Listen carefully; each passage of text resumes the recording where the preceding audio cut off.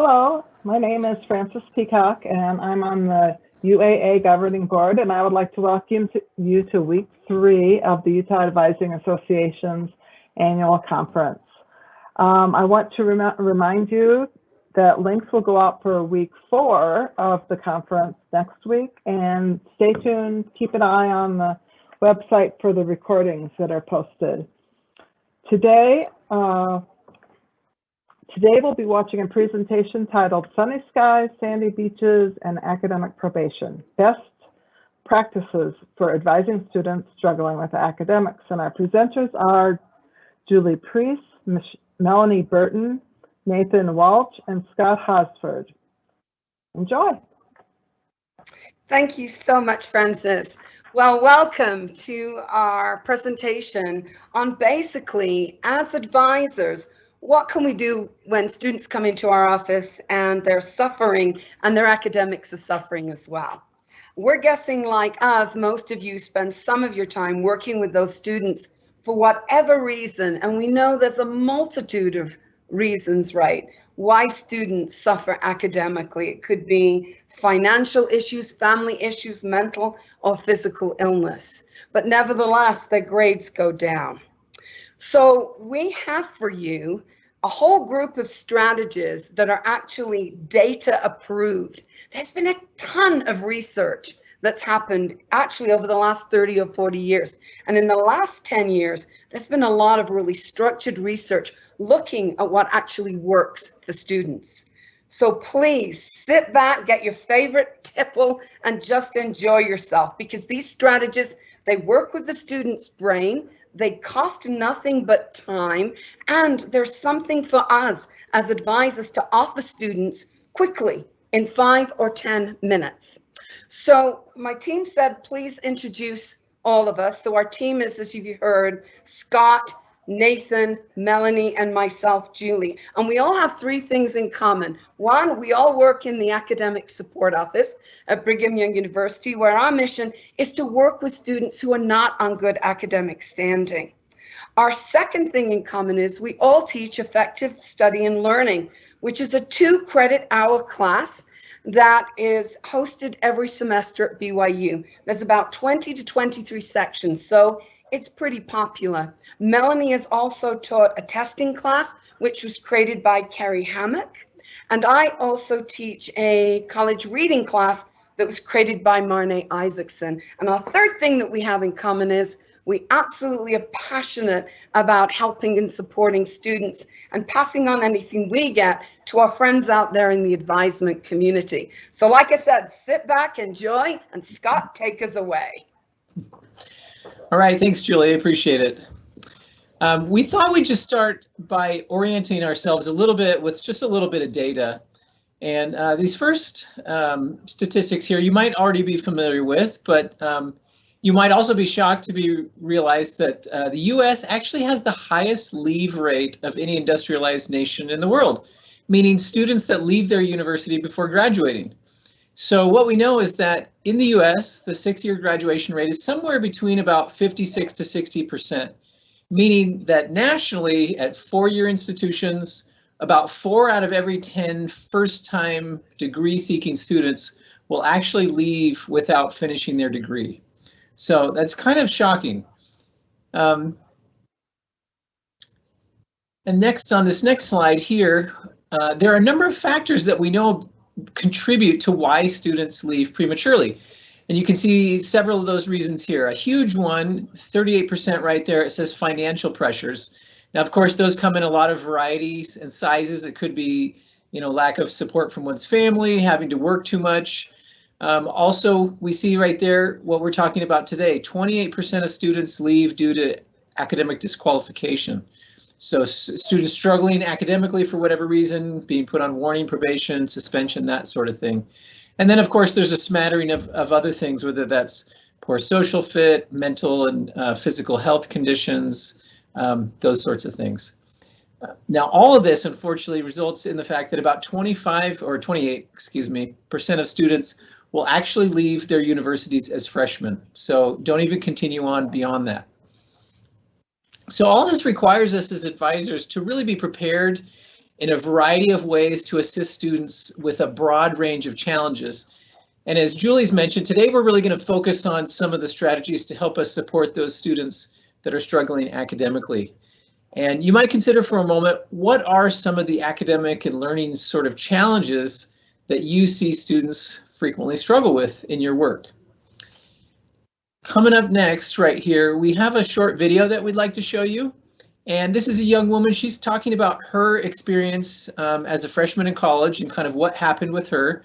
And you might just listen to hear what sort of factors contributed to her difficulties. And I'll just mention too, the video is coming through a little bit quiet, so you may want to turn up your sound as you listen, and then remember to turn it down afterwards so we don't blast you out with our voices. As you can tell from the title, I'm in college. I am now on academic probation, which isn't a good thing, so I shouldn't be smiling. I'm actually really ashamed. And it's really depressing, actually. You might wonder, how did you get there? In high school, I was top 15, I think, in my class. I had a 4 point something something. I had amazing grades. I was an A student, A+ student most of the time. Except for chemistry, which you can probably tell from the last video. I'm starting my second year of college, and I'm on academic probation because in my first year, I failed 3 classes. My first semester, I failed my intro chemistry class. You'll be able to see a trend here. Second semester, I failed statistics, and then I also failed calculus. I failed all 3 of my math courses. Mathy. Yeah, my numbery courses, my numbers. I failed them all 3 of them. I think in the chemistry class I got an F, and stats I got a D, and calculus I got an F. How did that happen? In chemistry, I wasn't a very good student. I didn't study when I should have been studying. I have a really big problem of procrastinating and not studying as aggressively as you should when you're a college student. I have a huge problem prioritizing. I am a really bad time with time management. My life was all over the place. I was going through problems personally. I was struggling in class because I wasn't studying. I wasn't doing what I needed to do. I wasn't putting the effort forth that I needed to be putting forth. I wasn't passing quizzes. I was not doing well on exams. It was just bad. As you can tell from the title,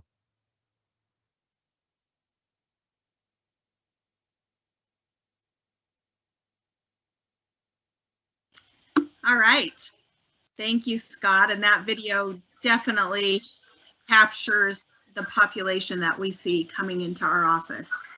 You can see here this graphic, the 80-20 rule, is a very easy, simple, concise way to conceptualize the difference between high school teaching and learning and college teaching and learning. And it can be a great tool in having a conversation with our students that they need to adjust their ways of studying and grasping material to have it be different than they experienced in high school. So in high school, the 80-20 rule was that the teacher supplied 80% of the information. And we can all think back to what that would have been. Pop quizzes, working problems, but then getting the answers to the problems, going over homework, giving study guides. So in college, it flip-flops, and the teacher only supplies 20% of the information. So the students are responsible for that 80%. So what does that mean? How does that translate to us working with students? If the student is doing everything, the readings, the PowerPoints, all the information that they think they should be studying, they may still only have 20% of the information. So they've got to use some strategies to use the information in new ways, and we'll get into that. But this is very helpful for students to see that it can be a steep learning curve between high school and college, and we need to approach it differently and help students make that transition. This slide's also very surprising and informational for all of us. So you can see that the most frequently used strategies by all of our students are actually in essence, when we show you the research, the least effective. So students are spending the most time rereading their notes or their textbooks, maybe just doing practice problems, but those are in essence way less effective than some that you see down farther on the list, such as thinking of real life examples, coming up with not just practice problems, but self-testing, what you think might be on the exam, what the teacher might question you. To actually, flashcards is a good one, to use the information in new ways. So we need to get out of this mindset of just using our time looking through what we've highlighted and rereading through our notes and the textbook. So we're excited to share with you some strategies that will help your students get more effective get more back from the time that they put in for studying. Thank you, Melanie. So when you look at some of those strategies, I see kind of the way that I studied when I was in college, and you may see the same thing. So you might look at underlining and rereading and say, well, what's the problem? And certainly it's better than nothing. And it can give a lot to students, but there is a more fuller way to actually help work with the way that the student's brain works. So let me show you a slide right here. Just if you go into the next slide, please, Nathan. This shows you what certainly what I did in college. I was working with a student this week and she said, oh yes, I go ahead and I underline everything I think is important. So please, my friends, have a look at this.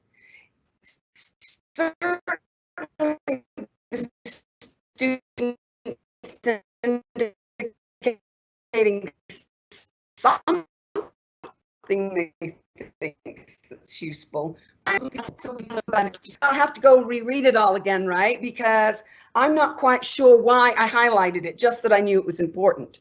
And so the point is the student ends up being less efficient because they have to go back and reread it. So there are other things that a student can do besides this. Marne Isaacson, that created the reading programs, she said that highlighting is a great exercise for building up the wrist muscles, but not for building up the brain. I've had students that say to me, oh, I just highlight mindlessly as I'm going through it. And what we want students to do, like Melanie inferred, is focus on what they're saying so they don't have to keep coming back to it. So let's show you a couple of strategies that research show work. And then we'll tell you and we'll discuss ideas that we can use in our offices to help students. So other than the research says class attendance is really number one. Getting students to attend class is definitely correlated by doing well in the class. But these in the last 10 years have become some of the most prominent strategies, self-testing, what Melanie said. So the student is practicing what possibly could be on the test.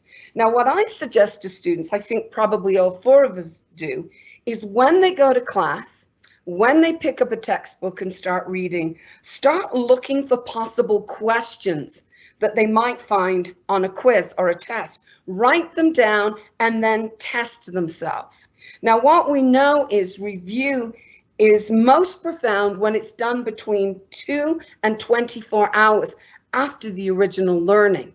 And it needs to be done frequently and often, whether it be 3x5 cards, whether it's notes the students have taken, they should be repeating, practice, practice, practice.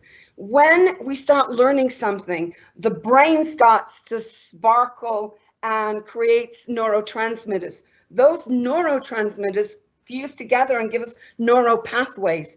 So the more that we learn something, the more we go over it, it transfers it from short-term and long-term memory. The brain loves rehearsal and repetition, but it also loves that we elaborate and give meaning. So anytime a student keeps rehearsing and practicing, information will go to the long-term memory where they need it. And the second thing is distributed or spaced practice. What does that mean? Well, it means that mostly we tend to learn in chunks. Okay, I've got to study 8 hours for a test on Friday, so I'll start it Thursday morning, which might be good if the test is in within the next couple of hours, but there's no long-term memory that occurs. For long-term memory, remember, practice, practice, practice, add meaning.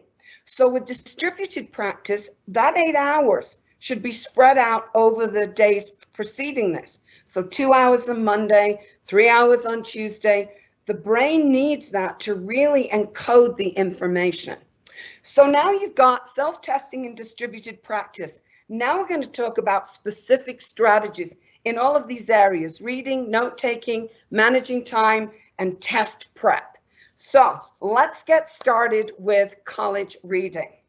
So think about, if you would, what your students might tell you about reading, or what you feel when you're loaded down with a bunch of textbooks. And this works for electronic texts, papers, and also hard copy.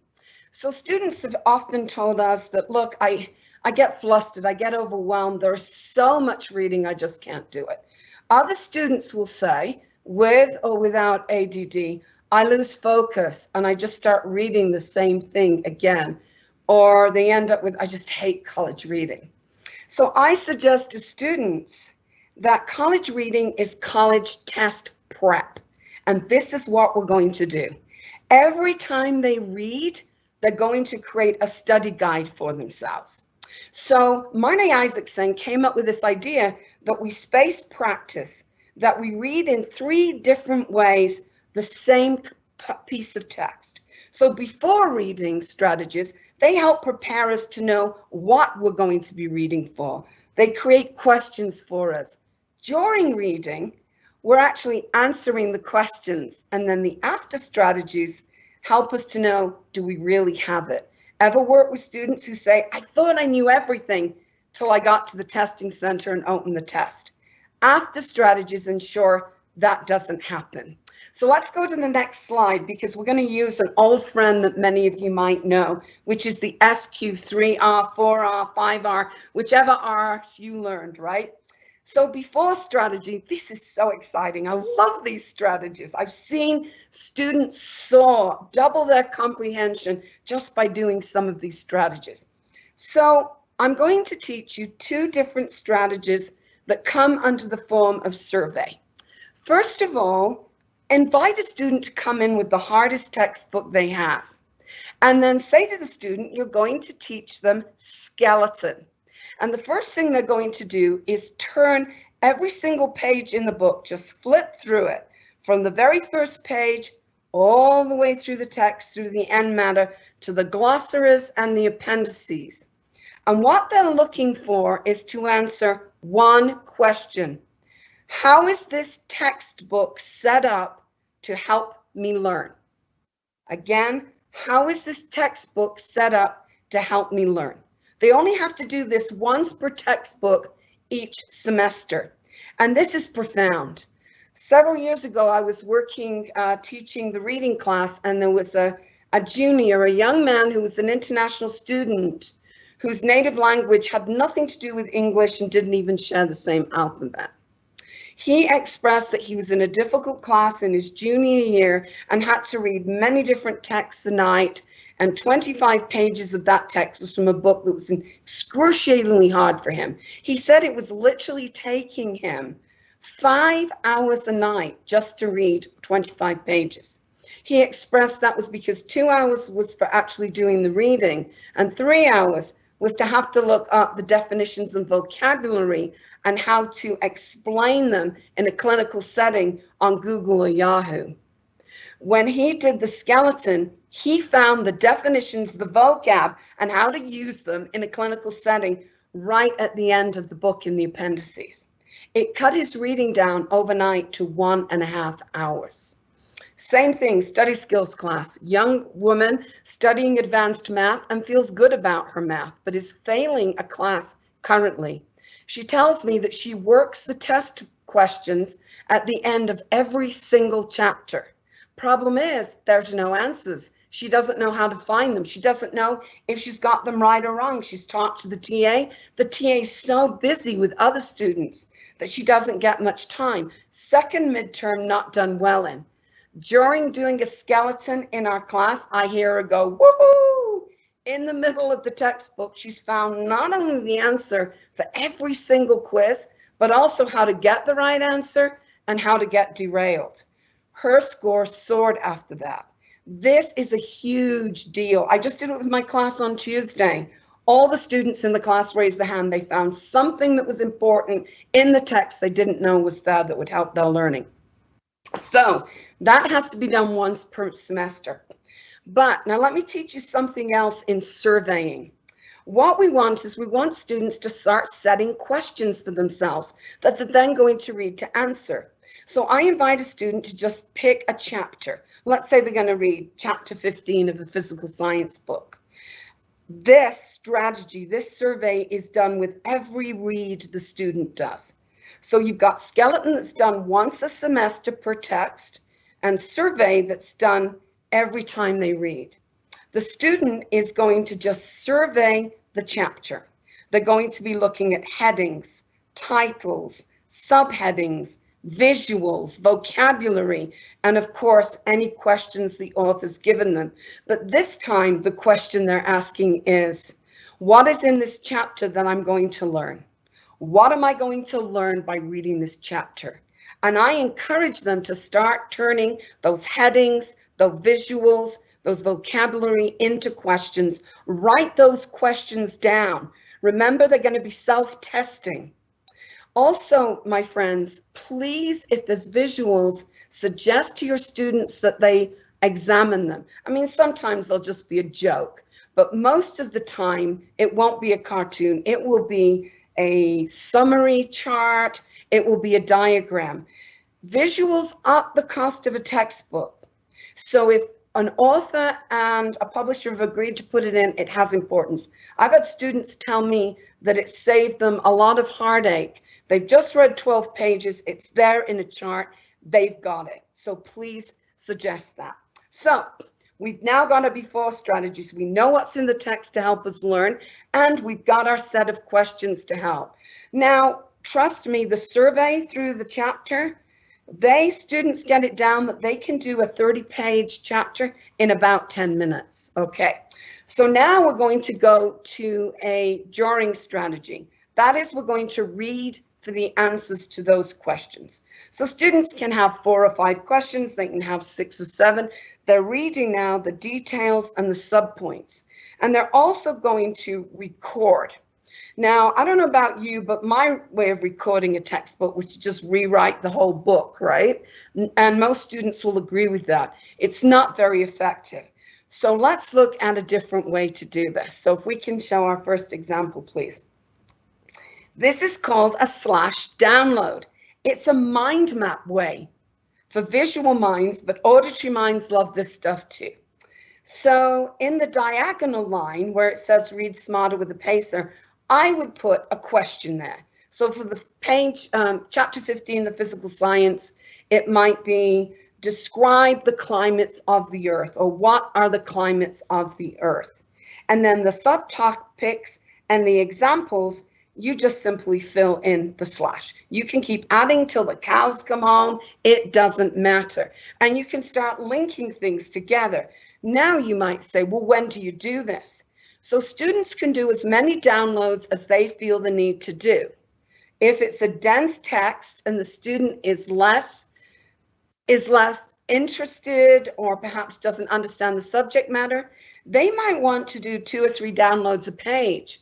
Other students might find the text easier and are more confident, and might just do 1 download a section. Whatever the student needs, they could do. The idea is that they read and they download, hopefully from memory. And the download shouldn't take more than about 5 minutes. So even in reading and understanding and writing down the question, the student is self-testing. So this is the slash method. Another method that some students prefer is the linear method. Same thing. The question is, what is ear anatomy? What are the structures of the ear and what are the disorders? And so again, this is a lot more for people who think in a linear way or are studying maybe a science or a math, geography, history. Students love this one. Some students have complained that they can't add things to it if they forget as easy as they can the slash method. And the next method is web. Students really love this. So the question or the theme might be in the middle, like describe weather conditions around the earth, or what are the weather conditions around the earth, and who, what, where, why, and when are answered on here. All right, so those are a few of the different kinds of downloads you can do. Now, this is actually on a study test of all things. And you can see that in the top left corner, there is a web. And so some students prefer not to do it on a piece of paper. They adapt and do it on sticky tabs so they can move it around as they read. The other small squares are what some students prefer to do than visual learning. They're called telegraphs, but since most students don't know what a telegraph is anymore, I suggest I call them text or tweets. And these are little 1 or 2 liners of the main details after they've read paragraphs or sections. Now, my friends, you can use these along with all that highlighting, right? So the student comes back, they know why they thought it was important. Thank you. So now you've got your drawing strategies, you've asked your questions, you've answered them, and now's the biggie. It's the recite and review, testing yourself to make sure that you know the information. And there's a couple of things that I might suggest. One is called cover and recite. It's simple. You can take a piece of paper, look at your question, cover the answer, and see if you can recite the answer from memory. If you can't, you've got more work to do. You can write it down, teach it to someone, type it down. It doesn't matter. It's your chance to know. Do you know the information? There's actually quite a much more complex. If you could show the next slide, please, Nathan. This is a concept map. I actually got it off the internet. What it is the student has taken all their downloads in a textbook about psychotherapy. She has her purpose here, describe and compare and contrast the different theories of psychotherapy and how they may treat a patient with depression. Every little box is one of the theories. And so they would have actually been on her downloads. The blue are the authors and the pink are examples. It doesn't matter how pretty the picture is. What the student is having to do is take their downloads and combine them into something much larger, more solid. And it's the thought process that goes behind it. I had a student that when I came into my classroom, she'd been there an hour and she would do this major concept map of all her downloads for an anatomy class she found particularly difficult. Every morning she'd be drawing from memory and quizzing herself and drawing it down on the whiteboards. She would take pictures of it with her device and then take it home and run it on the computer. The last strategy is, an after strategy is what students love, and it's called Be the Teacher. So they take a concept map or a download and they teach it to someone else. This is where really study groups should be, my friends. A couple, 3, 4 like-minded individuals who've done the study, they're doing these after strategies to test themselves. Students have also told me what really works for them is if they're trying to teach a parent or they're trying to teach a roommate that knows nothing about the subject matter, because they have to really break it down. Remember, with the after strategies, you're looking for holes in the learning. So the student can go back and fill those holes, right, before they go ahead and take the test. All right, so let's see how we work with self-testing and distributed or spaced practice in note-taking. Thanks, Nathan. Sorry, I had to turn off the sharing because I muted myself and then it went away and I couldn't unmute myself. So here we go. I hope you can see the screen. So yeah, we're going to be talking about note-taking now. Now, similar to all of the other strategies we've talked about before, note-taking is just a means to an end, really. It's just a means to an end to get what you need out of the actual course. So I'm going to be talking about a particular note-taking strategy called the Cornell system, but really you can use any of them that you'd like. The main point of the Cornell system or any of these these note-taking strategies is to provide yourself with a way to self-test, as Julie described. So This method is meant to just make sure that you have an easy process for getting the information into a mode where you can check to see if you actually know the material. So you begin in this context with a blank sheet of paper. Generally speaking, at the bottom you would have a section. This is a summary section. It may not be on every page. It really depends on the course and what the course will require that student to do. And then there's a margin section toward the left. This is just sort of the general way you set up a page for this note-taking strategy to work. And then you follow this formula. So the first step is to record all of the material that you hear during a lecture. So that's writing the facts and ideas that the professor presents during that lecture. And then afterward, reviewing those notes and filling in the blanks to make them more complete, and then also to make them legible if you write terribly like most of us do. This after lecture review is important simply because there will be things that you will have heard that will still be in your short-term memory, and if you delay and wait until a week later, that will be gone and you won't have the memory to fit that back into the lecture notes. After you do step one, step two on the left-hand side is to sort of condense down the notes on the right into keywords or questions that will act as a memory cue for the main body of notes that are on the left. So you would just look, and wherever it makes sense, you put in some keywords or questions that will help tie to what's on the other side of the page. After that step, you would go down to the step number 3 on the bottom of the page, and this is where you summarize the main ideas. You apply what you just learned to what you already know. This is where you have the chance to consider, well, how does this apply to the previous week's lecture? How does this, in my biology class, how does it apply to art history? And so it gives you the chance to sort of span beyond the course or the course or the class period itself into the other aspects of your memory.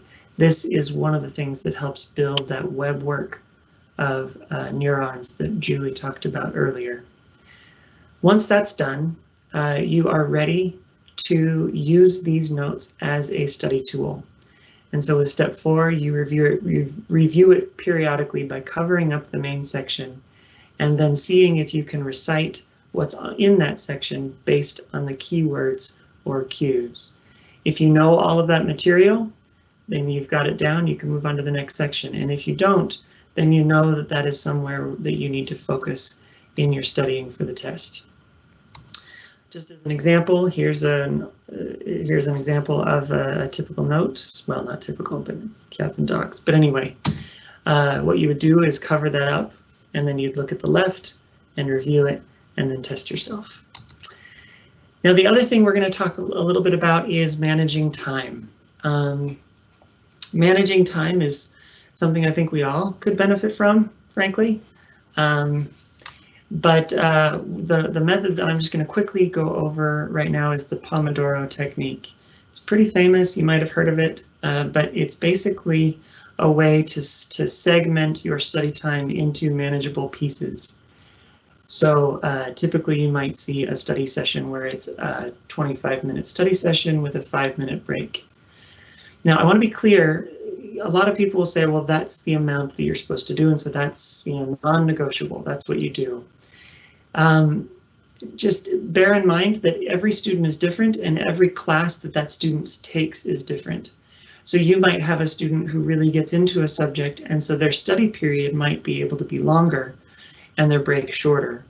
Whereas if they're in a class that they really despise, that study time might necessarily need to be shorter and the break a little bit longer. So they need to exercise their own evaluation to see what makes the most sense for them. Now, as far as some apps that might be helpful regarding study skills or managing your time, My Study Life is an app that's sort of an organizer. It provides a mechanism for students to organize their study schedules and figure that out. Quizlet is a way to develop note cards for yourself. A lot of students use Quizlet. Be Focused is a study timer that is in the mode of the Pomodoro technique. So if you feel like that would be useful, then feel free to go there.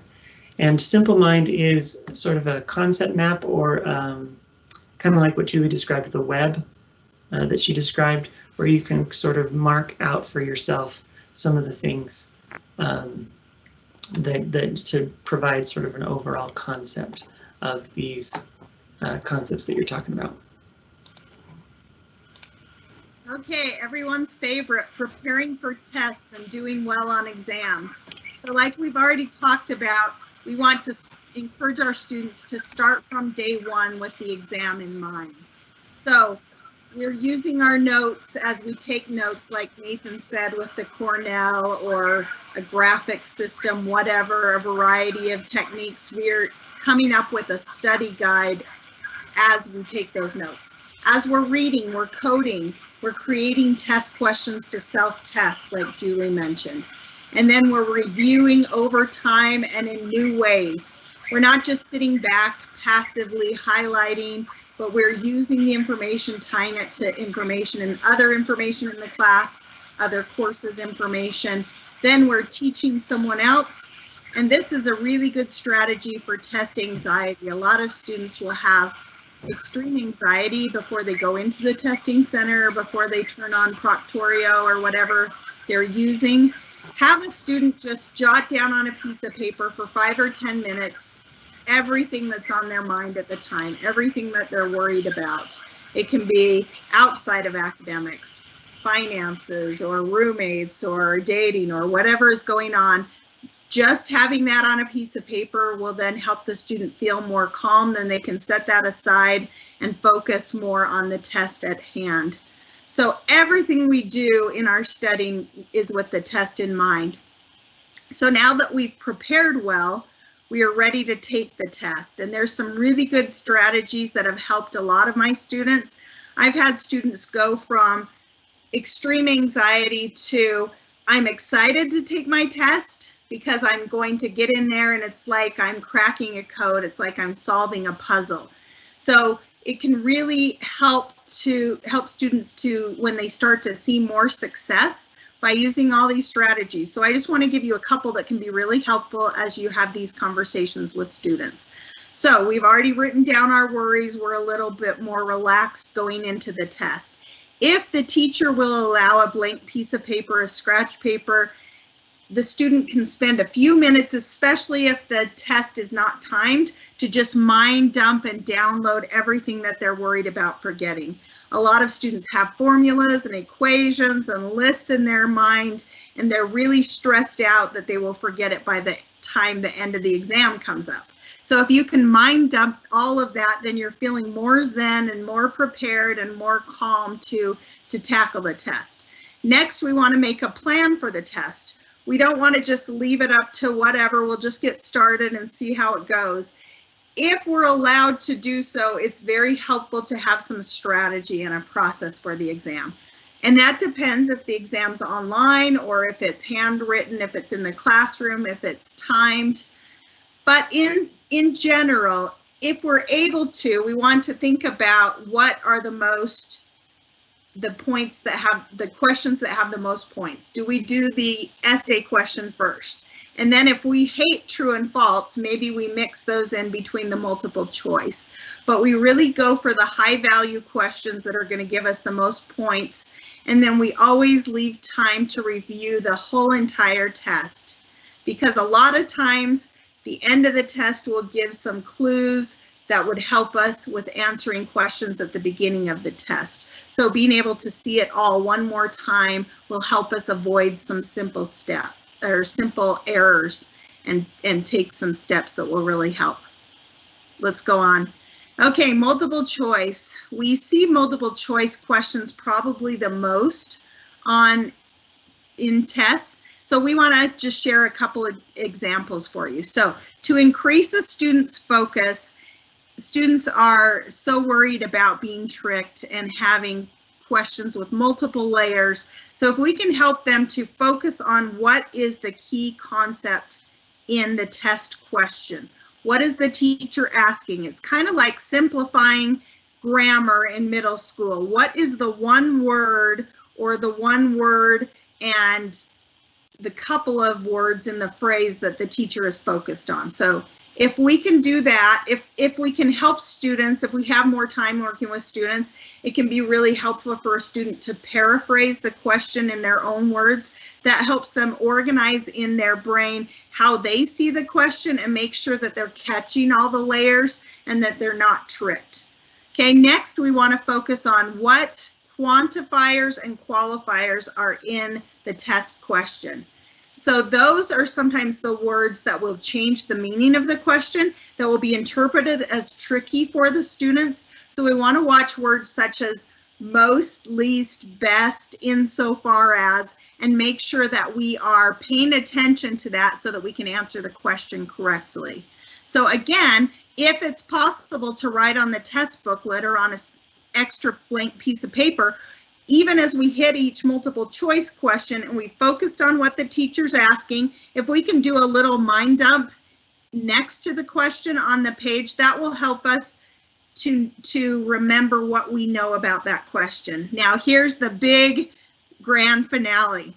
We know what the teacher's asking, we know what we know about that question, but we want to see the options on the multiple choice question one at a time. So either we cover it by hand or with a piece of paper, or we don't allow our eyes to go down. That's where a lot of problems happen with our minds starting to play tricks and we kind of psych ourselves out. So if we look at A and then we see the option of A against what the teacher's actually asking and what we know about the question, we can then be prepared to be the detective, be the lawyer, to justify that option. How well does that option measure up against the question and against what we know? And it's not enough to say yes or no. No, that's not right. We have to justify in a couple words why. It's not right because it doesn't meet this criteria. Then we go to B. It's not the best answer, but it's closer than A. Then we go to C. So as we make those judgment calls, each option at a time, it really helps increase our focus and helps the student not make those simple mistakes that can lead to a lower score. So that's where the student builds up the small confidence, even if they can increase their grade by a few points over time. And practicing this, as well as all the other skills we've talked about, they will feel much better about how they're scoring and how they're performing.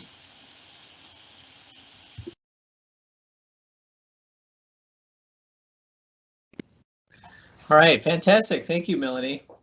So we realize we're nearing the end of our presentation in the next few minutes, and so we wanted to go ahead and invite you at this point, if you have questions or comments that you're hoping we could talk about, feel free to go ahead and start to type those in the Q&A, and we hope to have a few minutes at the end here in a minute to discuss those.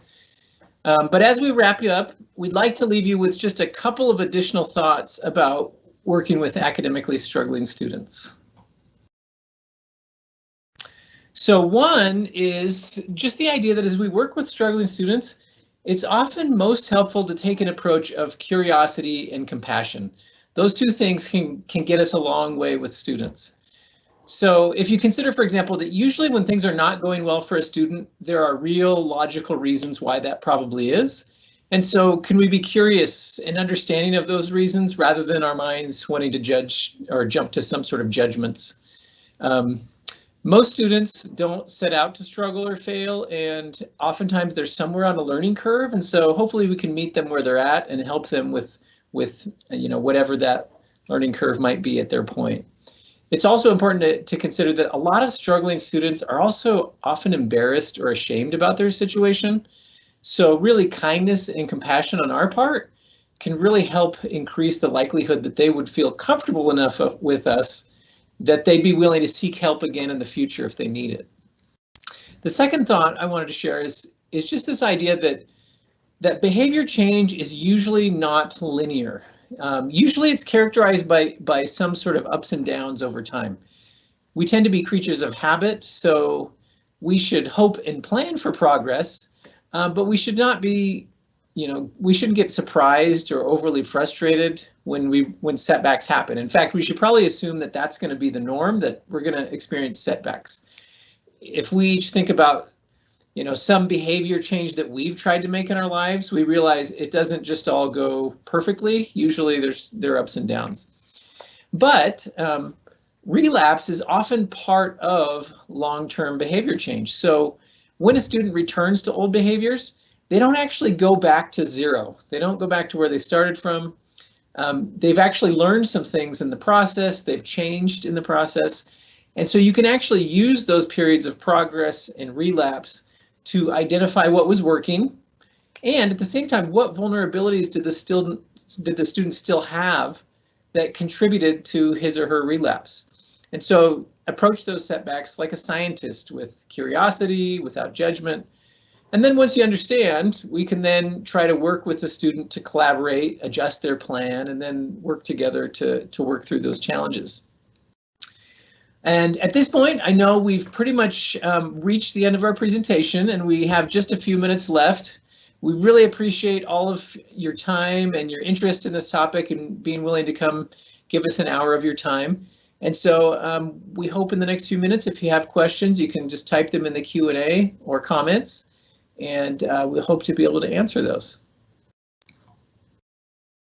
And I know sometimes there's a little bit of a delay, so if you type a question and we don't seem to be answering it right away, there may just be a little delay in the process.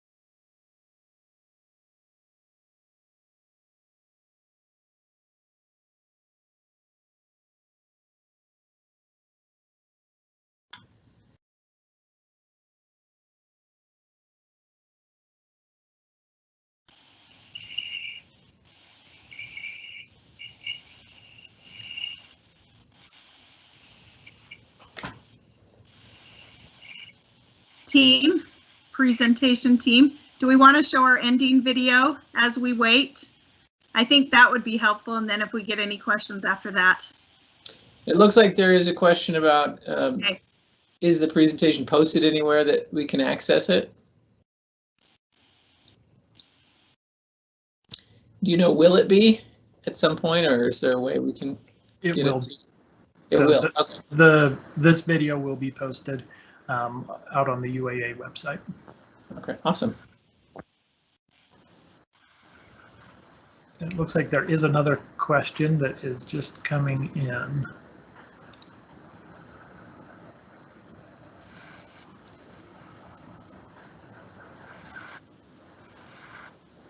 Okay, I could read this out loud for you. Are there any tips on how you approach the conversation when advising struggling students?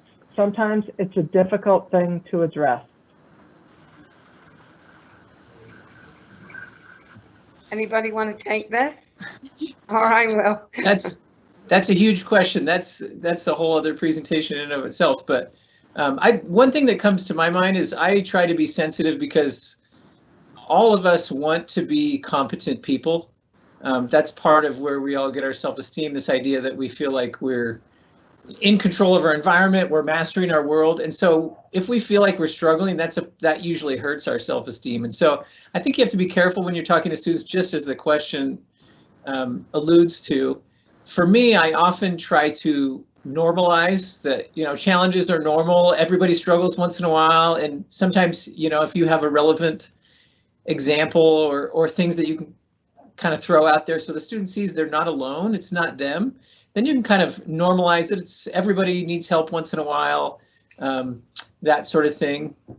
So I try to validate and normalize a lot to kind of ease that conversation when I work with students. I don't know if anybody else has any. Yeah, Melanie? This is just really quick. I like to honor the student and thank them for coming in and sharing that with me, because I know that can be really hard to reach out and ask for help.